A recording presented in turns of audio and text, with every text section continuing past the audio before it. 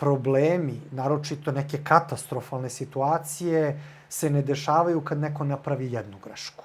One se uglavnom dešavaju nakon niza grešaka gde smo imali priliku da odustanemo, da promenimo odluku, niza i tek kada se taj niz dovoljno izređa, onda mislim da nas planina i kazni možda za neku našu... Zbog neke tvrdoglavosti i u nedostatku možda bolje reči. Ovih dana se puno priča o velikom broju nesreća koje se dešavalo kako u našim krajevima, na Alpima, Karakorumu, Himalajima, svuda po maltene celom svetu. I evo, okupili smo se ovde ne da bi nekog osuđivali, ne da bi kritikovali ljude da su pravili greške ili već šta god da im se desilo u tim nesrećama, već nam je osnovni cilj da jednostavno pričamo. I mislim da je jako bitno da se naglas, jasno i od strane stručnih lica ispriča otprilike šta se to dešava uopšte na visokogorskim usponima i svuda u planini, da bi jednostavno izvukli neku pouku i da jednostavno osvestimo ljude da je boravak u prirodi i penjanje na planinu nije baš tako jednostavno, tako lako, kako to možda možete da vidite na Instagramu ili na društvenim mrežama, gde se u papučicama i raznoraznim sandalicama ljudi penju svuda. Cilj nam je da jednostavno sve te senzacionalističke prikaze ogolimo i da pokažemo u stvari da to nije baš tako lako i jednostavno. Hoću da vam postavim kao prvo pitanje, zašto ljudi iz struke, a obojica ste vrlo stručni da o tome komentarišete, zašto jednostavno se ne priča o takvim nesrećama? Rašo? Pa, upravo si, trebalo bi da iskoristimo sve ove tuđa iskustva, sve ovo što se dešava, da iskoristimo, da naučimo nešto novo, da pomerimo granice, da pomerimo i neke standarde. Mislim, to je ono što se i radi u svetu, jeli, kad su u pitanju bilo kakve slične u drugim oblastima, jel, u avioindustriji, građevinarstvu i tako dalje. Kod nas se slabo priča o tome zato što smo mi Srbi, stanovnici na ovim prostorima, skloni da sve te nesreće umanjimo, da prikažemo kao manje, i da onako gurnemo po tepih. Pa mislim da je to glavni razlog. A trebalo bi u stvari da otvorimo priču. Kao što si rekao, bez neke namere da osuđujemo, optužujemo, krivimo bilo koga. Znači, nije naš posao to. Naš posao je da probamo da izvučemo pouke. Tako. Nemanja? Iz neke moje prakse, ovo što je Raša rekao je potpuno tačno. Mi smo prosto baždareni da sebe i prostor oko sebe prikazujemo u nekom najboljem mogućem svetlu i da bismo to postigli, mi nikad ne kažemo kako nešto konkretno na poslu ne radi, nego uvek kada dođe neka kontrola, mi izbacujemo samo stvari koje smo čuvali za prikaz, za kontrolu, to sve treba da izgleda lepo, a kad kontrola ode, onda štap, kanap, dodajemo se, pokušavamo da napravimo da to izgleda mnogo lepše nego što jeste. Druga stvar, kako da budemo veliki, jaki, moćni, ukoliko kažemo da smo napravili grešku.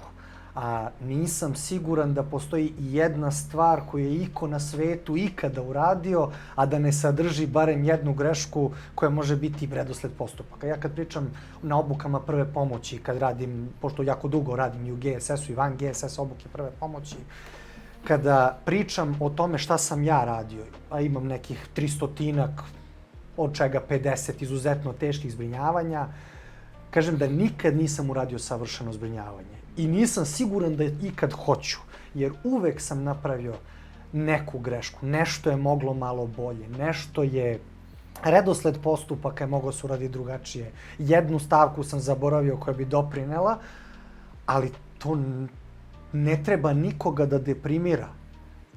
Naprotiv, treba da težimo tome da te greške ne ponavljamo, da te greške naučimo sebe i naučimo ljude oko sebe da ne prave ponovo, ali da sa druge strane budemo svesni da to mora tako da se desi i da smo mi bili najbolje što je taj čovek mogao da dobije u tom trenutku. U datom trenutku, tako je. Ko bi po vašem mišljenju u stvari najviše trebao da priča o ovom? Da li je to PSS, odnosno Planinarski savez Srbije? Da li je to GSS? Da li su to neke druge službe koje u principu stvarno znaju šta rade i znaju o čemu pričaju? Pa, mislim da bi trebalo upravo tako. I sad, eto, iskoristit ću i priliku da kažem da smo mi u nekim razgovorima na nivou rukovodstva PSS-a prokomentarisali takve stvari i upravo o tome da treba više da izlazimo u javnost, što PSS, što služba vodiča. Potrebno je da ljudi vide šta to radi Planinarski savez po tom pitanju, šta radi služba vodiča, šta radi GSS. Koja je takođe deo, u stvari, Planinarskog saveza. Naravno, svi smo mi tu zajedno. Poteko iz Planinarskog saveza i izuzetno blisko sarađuje s Planinarskim savezom već 50, 73 godine. Da li generalno postoji neka, ajde nazovi komisija ili služba ili neko ko bi baš trebao u okviru PSS-a da krene u tu priču, ili ovo što si ti rekao, mislim, meni je najlogičnije da to bude služba vodiča? Pa, logično, da, jasno, zbog toga sam ja ovde, fali nam malo marketinškog i medijskog razmišljanja, u stvari. To je ono, mi smo navikli da radimo posao, a da neka neko drugi priča, neka se neko drugi hvali, neka razmatra to. Ajmo mi da budemo operativci, da mi radimo posao i da stvari dovodimo u red. A bilo bi dobro da bude. Gorska služba? Pa konkretno za neke veće situacije u svetu, mi u gorskoj službi ne razmatramo stvarno posledice nekih problema u velikoj meri. Mi naravno pomenemo ih u okviru nekih sastanaka, u okviru čak i druženja prokomentarišemo, ali ne komentarišemo previše i ne bavimo se previše usponima na vrhove preko 4-5 hiljada metara, zbog toga što mi ne radimo u tim uslovima. U Srbiji najviši vrh je Midžor sa 2169 ili kako već posmatramo, može biti i nešto viši vrh, Rudoka, tako je. Mi nemamo te uslove i ne radimo u tim uslovima, samim tim ne trošimo previše vremena analizirajući šta bismo uradili tamo. Dok, sa druge strane, za situacije koje su se dešavale u Srbiji, što traumatske, što medicinske, jesmo razmatrali, jesmo osmišljali način na koji mi možemo da budemo efikasniji. Pozicioniranje opreme na teritoriji Republike Srbije, zatim pozicioniranje opreme u okviru planinarske akcije ili akcije spasavanja, način na koji bismo mi pristupili, kako bismo radili, da li insistiramo na brzom pristupu bez opreme ili čekamo da imamo sve pa tek onda pristupimo. Prosto analizirali smo mnogo scenarija i mi za, rekao bih, većinu scenarija imamo neku zamisao kako bismo je uradili. Mislim da ne mogu da kažem sve jer nikad nećemo naći sve. Svaki put kad neko kaže sve, neko će smisliti nešto što mi nismo smislili. Apsolutno. Obojice ste u suštini iz struke. Koliko su ljudi svesni realne opasnosti odlazaka, aj sad da podelimo na dva podpitanja, odlazaka u prirodu, odnosno na planinu u našim uslovima, a onda pak odlazaka na takozvane visokogorske akcije? Pa, svedoci smo od korone na ovamo. Korona je i u planinarstvu postavila jedan milestone, što bi rekli, jednu prekretnicu u razvoju. Ljudi su se više okrenuli prirodi, više odlaze uopšte u prirodu, ne samo planinarenje, bilo šta, što je sjajna stvar.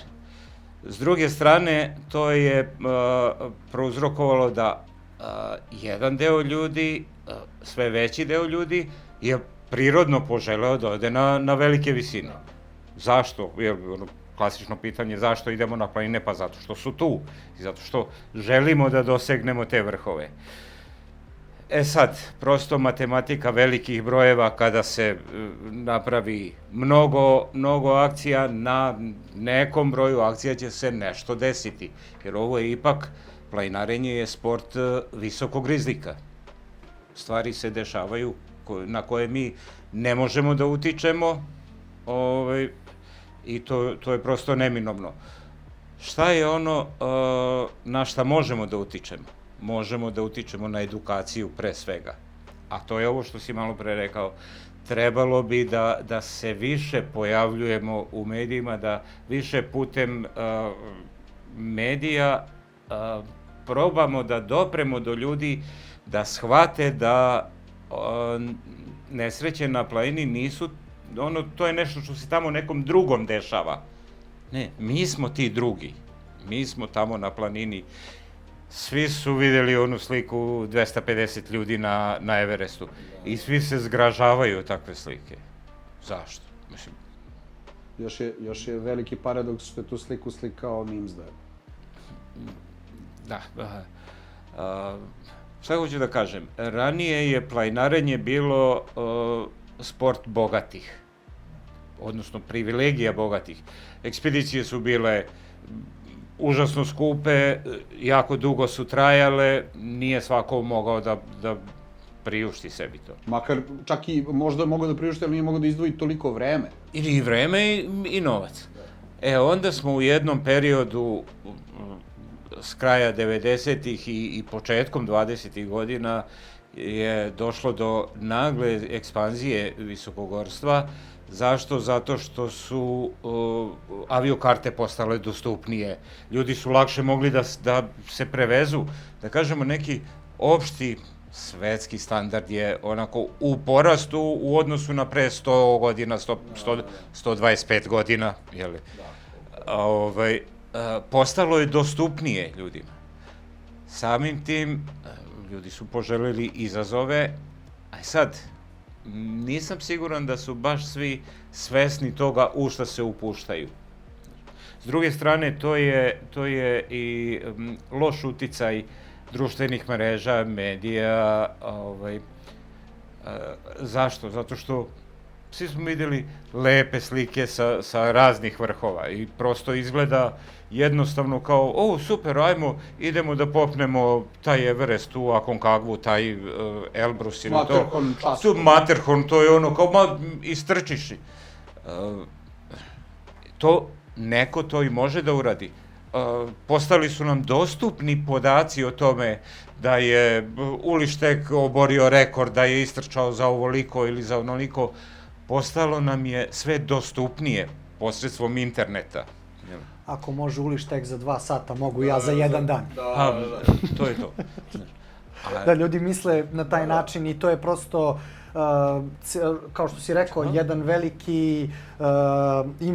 veliki uticaj socijalnih mreža koje nam daju neke nerealne zahteve i postavljaju ih dostupnim. To je vezano i za fitness, to je vezano za svaku sporu društva gde mi kao nešto radimo, svi mogu sve. I to nije netačno, svi mogu sve. Ali ono što se zaboravlja jeste vreme potrebno od početka do mogu sve. Odnosno mogu to. I posledica koje se dešavaju kad može sve. Ako je brže. Što to brže nego što treba. Šta je po vašem mišljenju i iskustvu najčešći razlog nesretnih dešavanja i nesretnih situacija na planinama? Ne samo na visokim, nego i uopšte u prirodi. Kod planinara, naravno. Trudit ćemo se da u ovom segmentu pričamo uglavnom o planinarstvu kao o sportu ili aktivnosti. Ne znam, prema nekom našem iskustvu, uglavnom je podcenjivanje planine. to što je vrh visok 800 metara ili 1200, 1500, 1600 metara, uopšte to ne čini nekim veoma lakim vrhom, iako je to manje od petine najvišeg svetskog vrha. Konkretno Rtanj, ja ne znam da li smo imali godinu unazad na ovim republičkim čak akcijama Rtnja, da nemamo barem jednu osobu koju smo morali da evakuišemo bilo zbog slabosti i precenjivanja sopstvenih mogućnosti, bilo zbog neke povrede koja se u okviru prosto hodanja, planinarenja dogodila. Ne budemo svi, bude klizavo, zimski uspon je u pitanju. Tako da, precenjivanje sebe i podcenjivanje planine je nešto što je najčešći razlog. A ovo može da se nakon toga toliko razloži u elemente šta sve čini jedan planinarski uspon i onda gde sve greške mogu da se naprave. I ono što je možda i glavna stvar, problemi, naročito neke katastrofalne situacije, se ne dešavaju kad neko napravi jednu grešku. One se uglavnom dešavaju nakon niza grešaka gde smo imali priliku da odustanemo, da promenimo odluku, niza i tek kada se taj niz dovoljno izređa, onda mislim da nas planina i kazni možda za neku našu... Zbog tvrdoglavosti. Zbog neke tvrdoglavosti i u nedostatku možda bolje reči. Jeste. Kao što reče, podsjeti me sada na onu emisiju o avionskim nesrećama, kada istražitelji ustanovljuju zašto je, došlo je do pada aviona zbog pucanja jednog šrafa na krilu. Da, ali taj jedan šraf je pukao zbog nečega pre, zbog čitave sekvence događaja. Tako i ovamo pokrene se neka lavina nesretnih slučajeva koja kulminira ozbiljnim posledicama. Nekako sve više na društvenim mrežama vidimo pozive, hajte s nama u planine, to je relativno lako. Vrlo često se takve neke planinarske akcije nazivaju ekspedicijama i ostalo. Ono što mene sad zanima je, pošto mi živimo u Srbiji i jednostavno Planinski savez Srbije je krovna organizacija za planinarstvo u Srbiji, da li postoji jasna definicija ekspedicije, odnosno izraza ekspedicije? Postoji. Konkretno, postoji u Planinarskom savezu Komisija za visokogorstvo i ekspedicije koja je donela pravilnik o izvođenju visokogorskih uspona. U tom pravilniku lepo piše šta se podrazumeva pod ekspedicijom. Ali, ajmo samo malo da se vratimo korak nazad, pa da možda i objasnimo šta to znači ekspedicija. Ima više načina objašnjavanja toga. Ekspedicija može biti poštanska ekspedicija, što znači odašiljanje, slanje nečega negde. Pa imamo špeditere, špedicijsku ekspediciju, imamo raznorazne tipove ekspedicija. Ono što nas interesuje u planinarstvu, ekspedicija se definiše kao akcija više ljudi sa istim ciljem. Znači, više ljudi se udružilo i sad smo se mi dogovorili da imamo neki zajednički cilj. To je, da bi to naš cilj bio ekspedicija, mora da postoje još neki uslovi. Znači, mora da budu udaljeni tereni, često nepristupačni tereni, da bi to bila... Znači, najčešće izvan zemlje, odnosno izvan našeg okruženja. Tako je. Ne može biti ekspedicija odlazak na Aval, jer dođemo autobusom, popnemo, vratimo se, ili tako dalje. Dalje, šta mora još da bude uključeno? Mora da bude uključeno korišćenje adekvatne opreme za tu ekspediciju. Cilj sam rekao, organizacija, znači i ceo niz ljudi zaduženih za različite poslove. Znači podela poslova, precizna podela poslova unutar organizovane grupe ljudi. Tako je, da bi nešto moglo da se nazove ekspedicijom. A u čemu se onda razlikuje visokogorski uspon od ekspedicije? Pa, ajde ovako da kažemo šta je to visokogorski uspon. U svetu postoji izraz high altitude mountaineering. Naravno, standardi u svetu za to su malo drugačiji nego kod nas. U Komisiji za visokogorstvo, u pravilniku Komisije za visokogorstvo, kaže se da se visokogorskim usponom smatraju usponi iznad 2000 metara u zimskim uslovima, odnosno iznad 3500 metara u svim uslovima, letnjim, zimskim. Zašto je to kod nas drugačije regulisano? Pa mi nemamo u okruženju planine veće od 3000 metara, barem bližem nekom okruženju. Zato smo morali, kad bi definisali visokogorstvo u Alpima, rekli bi da je visokogorstvo tamo iznad 4000 metara.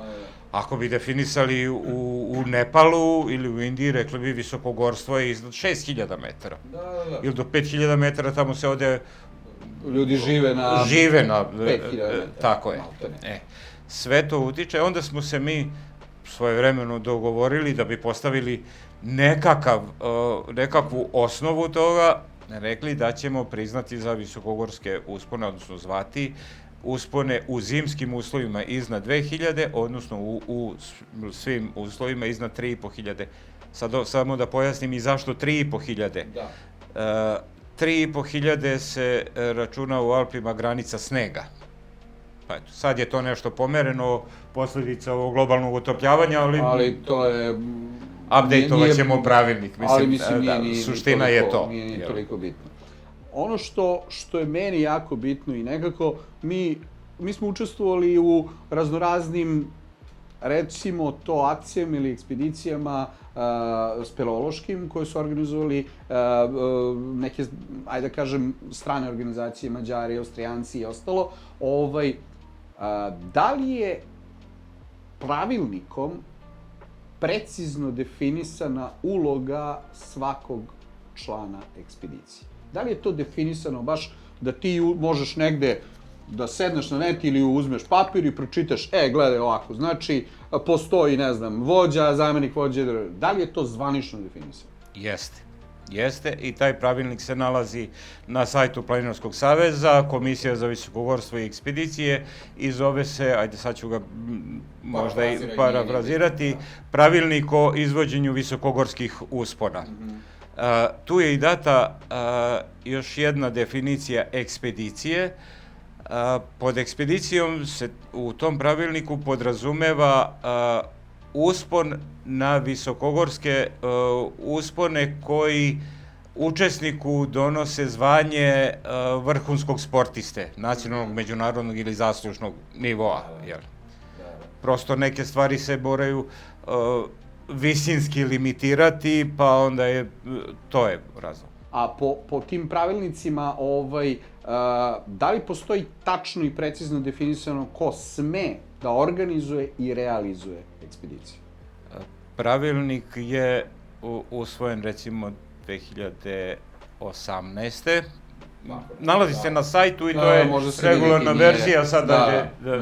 Mislim da je čak taj pravilnik i dosta strožiji i jasniji od pravilnika o tome ko ima koju ulogu u okviru ekipe, što je meni dosta smisleno. Takođe, ono što bih savjetovao ljudima kada uzmu da se upoznaju sa pravilima, čitaju pravilnike, pravilnici su dosadni. I pravilnici su izuzetno naporni za čitanje i ono što je najgore, sadrže informaciju koju čoveku koji čita letimično promakne. Pravilnik je uvek dobro, ne može zameniti pravilnik, iako daje sve informacije, ne može zameniti obuku, ne može zameniti ono što ti ispriča instruktor, ono što ti objasni šta može, a šta ne može. Treba da budemo upoznati sa pravilnicima, ali takođe treba da prođemo i odgovarajuću obuku kako bismo znali šta koja reč tu znači i zašto je baš tako to tu i napisano. Odlično. To u stvari i jeste bio cilj ovih pitanja, da jednostavno, super je, znamo šta je definisano, šta je po pravilniku, ali sigurno da treba da se oslonimo na ljude koji su mnogo iskusniji od nas u svemu tome. Da. Nemanja, koji bi to bili uslovi koje bi trebalo ispunjava svako ko hoće da ide na uspon preko 4-5 hiljada metara? To možemo da nabrojimo jako puno uslova. Ja bih podelio to u nekoliko, možda recimo 4 kategorije. I te 4 kategorije bih definisao kao medicinski pregled i preduspon, kao fizička, ali i psihofizička priprema, neko odgovarajuće planinarsko, alpinističko ili bilo koje drugo znanje koje može biti potrebno za sam uspon koji se izvršava, jer različiti su usponi od 5000 metara u Turskoj i u Alpima. Poslednja stvar bi bila odgovarajuća priprema na temu visinske bolesti i plan aklimatizacije grupe, odnosno pojedinaca koji imaju drugačiju reakciju na visinsku bolest od ostalih. Super. Rašo, da li je zvanično potrebno da neko ima zvanje, sad da li je to alpinista, pripravnik ili alpiniste, da bi učestvovao na ekspedicijama, odnosno usponima većim od 4-5 metara? Ne, zvanično ne zahteva se završavanje kurseva da bi se otišlo na visokogorske uspone, ali je vrlo preporučljivo. Pritom, da bi se otišlo na neki uspon na veće visine, veće od 4000, ajde da kažemo iznad 4000 metara, može da ide svako. Apsolutno, možemo mi sad da pokupimo iz ulice gomilu ljudi da ih povedemo, ali prvo, niti će oni znati gde su bili, niti što su došli, ni šta im se dešava, ni šta će biti na vrhu, ni šta da rade ako nešto krene kako treba, tako da to što po zakonu, mislim po propisima, može svako, ne znači da treba da ide svako. Najbolja stvar je, ako želite nečim da se bavite, probajte to da uradite u nekim kontrolisanim uslovima, na raznim obukama. Da li je to speleološka, alpinistička, bilo koja sportsko-penjačka, gdje god se koristi zaštitna oprema, ljudi treba da budu upoznati sa tim. Jer ako imate komad opreme, a ne znate čemu služi, neko vam ga je dao, okačio na pojas i rekao vi to nosite sada, ako ne znate to da koristite, višestruko opasno. Prvo, nećete moći da ga iskoristite ako treba, drugo, opasnost po sve ostale učesnike. Tako da te obuke su vrlo poželjne. Izvini, ali postoji u planinskim društvama visokogorska obuka? Postoji čak i to. Upravo je visokogorska obuka namenjena da bude nešto između osnovne planinarske obuke i ovih specijalističkih, da kažem, alpinističkih, GSS, speleoloških, vodičkih i tako dalje. Znači, visokogorska obuka je upravo to da se osnove zimskog planinarenja nauče u kontrolisanim uslovima. Šta znači u kontrolisanim uslovima? Pa visokogorsku obuku vode instruktori iz službe vodiča, što znači da će svako ko želi da proba moći da ode na bezbedan teren, da apsolutno nauči nešto, da proba da vidi da li mu to odgovara ili ne. Nekako sve više gledamo, sad je telefon, kamera, svima je dostupno, lako se nosi u džepu, gledamo raznorazne slike sa vrhova i nekako imam osjećaj da ima gomila ljudi koja samo kaže, ma gledaj, meni je samo bitna slika, imam para, platit ću koliko treba, Koje je vaše mišljenje o takvom pristupu? To je, mislim, ne postoje dva moguća odgovora na takvo pitanje, postoji samo jedan tačan odgovor. Recept za propast. Svima nama je odlazak na planinu nepotreban, da kažemo. Znači, mi apsolutno možemo normalno možemo da funkcionišemo bez tog odlaska na planinu. Nama to znači, pa u domenu nekog hira, mi imamo neku želju i tu želju želimo da ispunimo. I to isto rade i ti ljudi. I to nije, mislim, delimo se na nas i na njih, a u stvari i mi smo ti ljudi i oni su mi. Znači, nije to 0 i 1, to je jedan spektar gde čovek može biti bilo gde na tom spektru. Nije problem otići i slikati se, nije problem napraviti lepu fotografiju, deliti posle na društvenim mrežama, hvaliti se možda i malo ono što smo rekli u startu nekim uspesima koji se postižu i dizati svest oko toga šta je zapravo uspeh, ali jeste problem uraditi to bez odgovarajuće pripreme, bez odgovarajućeg planiranja samog uspona. Ljudi misle da time što plate vodiča su kupili kartu za izlazak na vrh. A to nije žičara. Sigurno obezbeđeno. Tako je, to nije žičara, to nije tip prenos. Kupuješ time što si platio lokalnog vodiča ili poveo svog, nebitno, ti plaćaš neko znanje, iskustvo, poznavanje terena, ali on ne može da utiče na vreme. Ako ti prosto budeš u periodu gde 8 dana sve vreme veje sneg i duva veoma jak vetar, ti na taj vrh u toku tih 8 dana ne možeš ili ne bi trebalo ni da pokušaš da izađeš jer su rizici preveliki.